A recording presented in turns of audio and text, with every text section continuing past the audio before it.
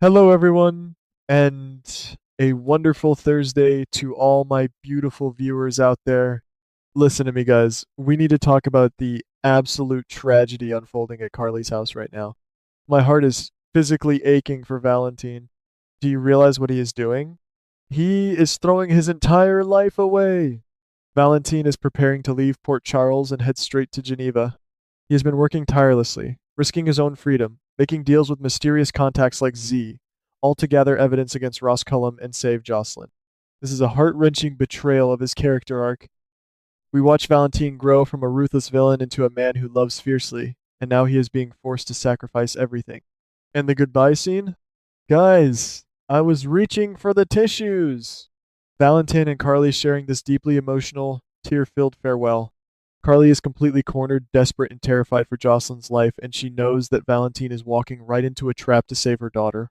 But what absolutely broke me was Charlotte Cassidy arriving to say goodbye to her father. That poor girl has been through enough. Hasn't Charlotte suffered enough trauma in her young life? Now she has to stand there and watch her father walk away, not knowing if he is going to end up in a maximum security prison or worse. It is just too much to bear. But while this beautiful, tragic family moment is happening inside Carly's house, do you know what is happening right outside? Ross Cullum is lurking like a predator. I cannot stand this man. He is relentless, he is suspicious, and he is a total menace to society. Cullum actually managed to trace that fake phone call, the one where someone impersonated Kevin Collins and called Anna Devane's clinic straight to a cell tower right near Carly's house. Are you kidding me? Cullum has a search warrant, and he is literally preparing to storm Carly's kitchen at this very second. Carly and Charlotte have absolutely no idea what is about to hit them. They are going to be completely blindsided. Valentine is racing against the clock, trying to have this heartfelt goodbye, and he has no clue that the police are about to kick the door down. Will he escape in time?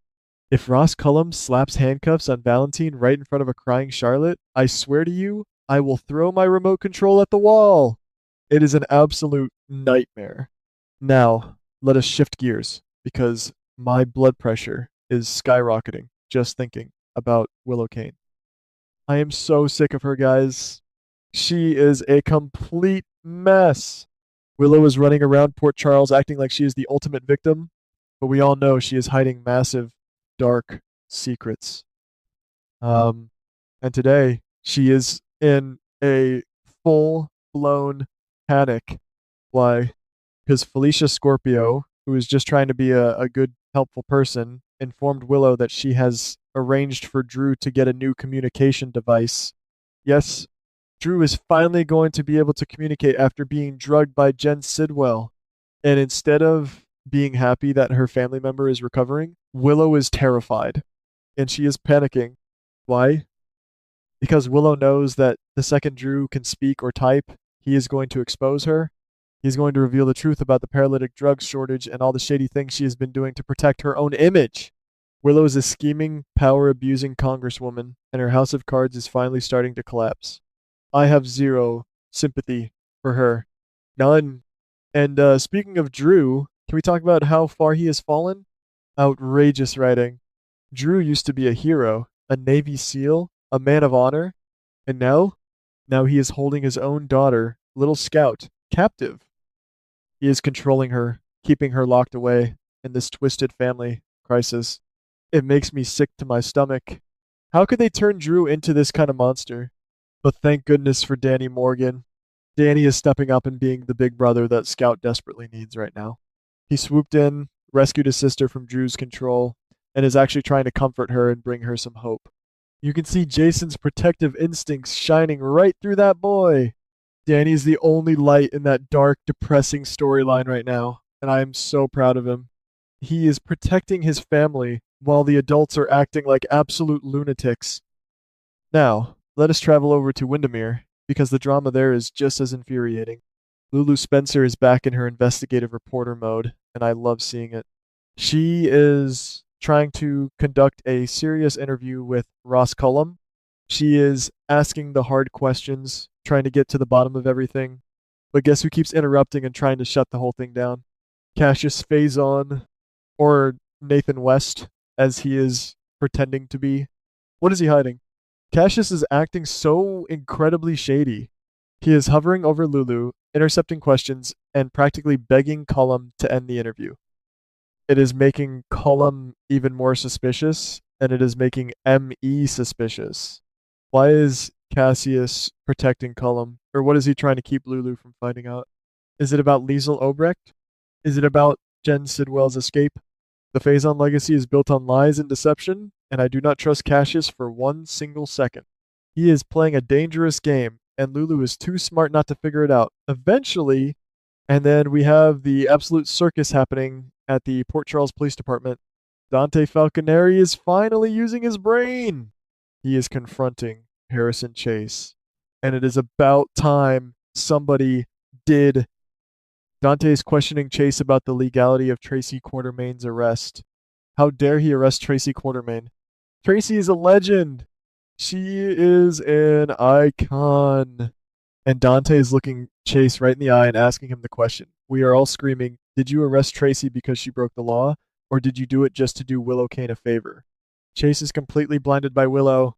He thinks he is defending this innocent, sweet woman who was framed for Jordan Ashford's hit and run. But he has no idea that he is being played like a fiddle. Chase is rushing to Willow's defense, fighting to prove her innocence, and he is totally oblivious to the fact that the person pulling the strings is right under his nose. Which brings me to my absolute favorite part of the week, Brooklyn Quartermain and Tracy Quartermain. Oh my goodness. I am cheering for them. Tracy is furious about her arrest, obviously, but behind closed doors, she is bonding with Michael Corinthos over their shared hatred for Willow. Michael actually convinced Willow to drop the charges against Tracy for the sake of the kids, and Tracy and Michael are finally seeing eye to eye. They both realize that Willow is a manipulative, power-hungry politician. But the real masterpiece here is Brooklyn. Tracy pulls Brooklyn aside for a private conversation, demanding to know where her loyalties lie. She asks Brooklyn straight up, are you siding with Willow and Chase, or are you with your family? And Brooklyn, my brilliant scheming girl, looks her grandmother in the eye and admits the truth. And she is playing Chase. Brooklyn tells Tracy that she completely supports her. She is the one who framed Willow for the hit and run in the first place. Brooklyn is orchestrating this massive, brilliant plot to take down Willow and sabotage Willow's growing closeness with Chase. She tells Tracy that she has to pretend to side with Chase in public. She has to act tactfully, all to serve her master plan. I love it. This is the Quartermain ruthless business strategy that I have been missing for years. Brooklyn is playing 3D chess while Willow and Chase are playing checkers. But guys, the suspense is just killing me. We have Brooklyn spinning her web. We have Dante uncovering the cracks in Chase's judgment. We have Willow hyperventilating because Drew is about to get a communication device. And we have Lulu getting dangerously close to Cassius Phazon's secrets at Windermere. The entire town of Port Charles is on the verge of a massive explosion. And it all comes back to Carly's house. I cannot stop thinking about Valentine and Charlotte. The clock is ticking. Ross Cullum is standing outside that kitchen door. If Cullum bursts in and catches Valentine, the entire plan to save Jocelyn falls apart. Valentine will go to prison. Jocelyn will remain a captive or worse, and Carly will lose everything. The stakes have never been higher, and I am sitting here practically chewing off my fingernails waiting to see what happens next. Are the writers really going to let Valentine go down like this? Are they really going to let Ross Cullum win? I refuse to accept it. I refuse! Valentine needs to escape out the back door, get on that plane to Geneva, and finish what he started. He has to expose Cullum and bring Jocelyn home. If they ruin this storyline, I am writing a letter to the network. I swear it. I am completely drained, guys. My emotions are all over the place. I need you all to sound off in the comments below. Tell me I am not the only one who is outraged by Drew's behavior. Tell me you are cheering for Brooklyn and Tracy just as much as I am. And please, pray for Valentine and Charlotte, because they need a miracle right now. Stay strong, my friends, and I will see you all in the next video.